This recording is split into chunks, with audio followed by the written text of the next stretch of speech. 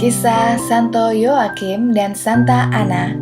Hana dalam ejaan Ibrani atau yang kita sebut Anna dan Yoakim. Mereka adalah orang tua kandung dari Santa Perawan Maria, Bunda Yesus, Putra Allah.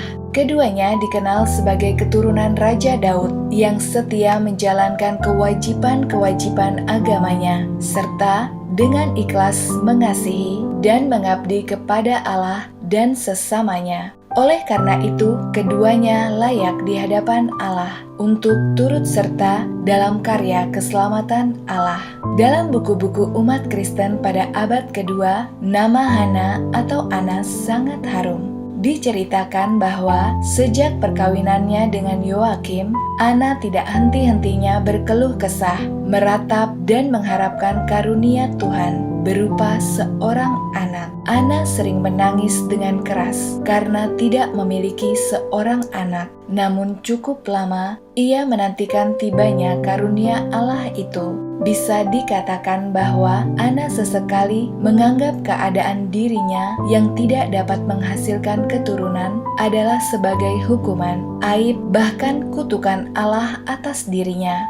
Sebagaimana hal itu juga adalah anggapan umum masyarakat Yahudi pada masa itu. Karena itu, diceritakan bahwa selama bertahun-tahun ia tak henti-hentinya tanpa putus asa berdoa untuk memohon karunia kepada Tuhan dan agar kiranya kenyataan pahit itu ditarik Tuhan daripadanya. Setiap hari, Anna bersama Yoakim suaminya berziarah ke Bait Allah di Yerusalem untuk berdoa. Ia berjanji kalau Tuhan menganugerahkan anak kepadanya, maka anak itu akan dipersembahkan kembali kepada Allah. Dan ketika sudah lanjut umurnya, Tuhan menjawab doa Anna dengan cara yang amat luar biasa, bahkan tidak pernah terbayangkan olehnya. Suatu hari, malaikat Tuhan mengunjungi Anna yang sudah lanjut usia itu.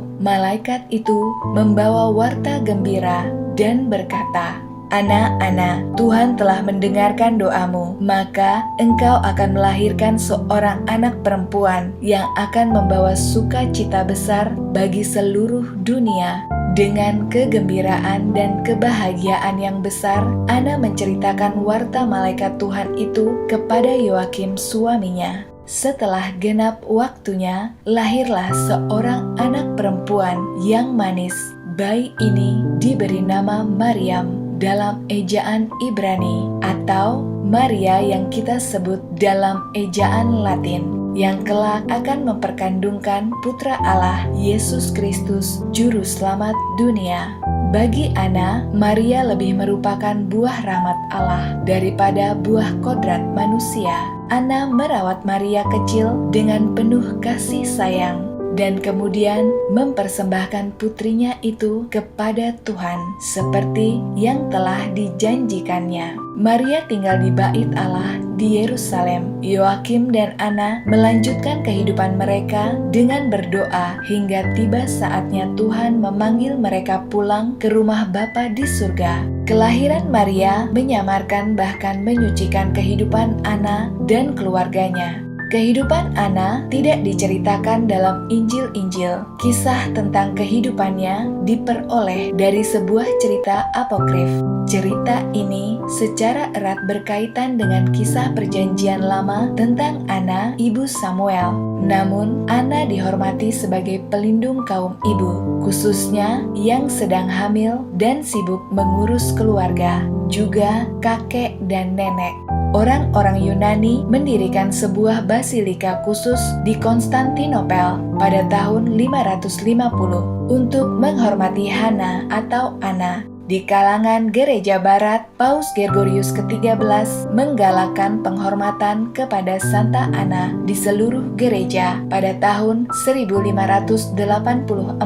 Nama Yoakim dan Anna sesuai dengan maksud pilihan Allah. Nama Yoakim berarti persiapan bagi Tuhan, sedangkan nama Anna berarti rahmat atau karunia. Hari rayanya adalah 26 Juli. Demikian kisah dari Santa Ana dan Santo Yoakim yang adalah orang tua dari Santa Perawan Maria, keturunan Raja Daud yang kehidupannya telah disucikan sebelum melahirkan Santa Perawan Maria. Semoga kisah ini dapat menginspirasi iman kita semua untuk tetap berdoa, memohon kepada Tuhan, walau rasanya doa kita terasa lama dikabulkan. Tetapi ingatlah bahwa waktu Tuhan adalah yang terbaik. Sampai jumpa lagi bersama saya, Benedikta. Salam sukacita.